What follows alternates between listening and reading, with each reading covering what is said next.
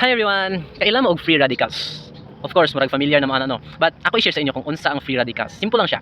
Imagine a human being, a human body. Ang human body nag-compose siya og organ systems. Ang kanang systems na siya mga organs. Then every organ sa atong lawas na siya mga tissues. And mas cute pa sa tissue is cells. Cells is the basic unit of life. So ang cell na to, na siya nucleus. And inside sa nucleus na siya yung DNA. And that DNA na siya atoms. So ang atong atom naapod siya molecules. Ang sulod sa atong atom na ay nucleus called neutrons and proton. Outside ana nga nag-circulate sa mga nucleus nga atomic nucleus na ay electron. Usually ang electron makaplagan mo siya by pair na siya. Mo na importante mangita kag partner. So mag-single na siya, mahimo na siyang reactive.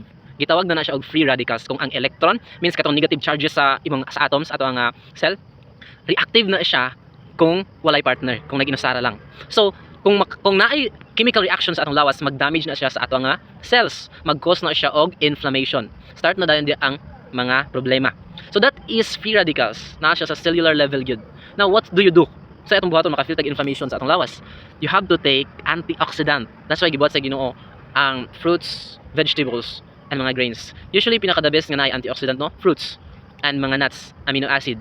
Actually, vitamin C is example sa antioxidant. Nga importante kay everyday dapat gina-intake nato sa atong lawas. So diha lang sa ano, I wish you understanding niyo unsa ang free radicals.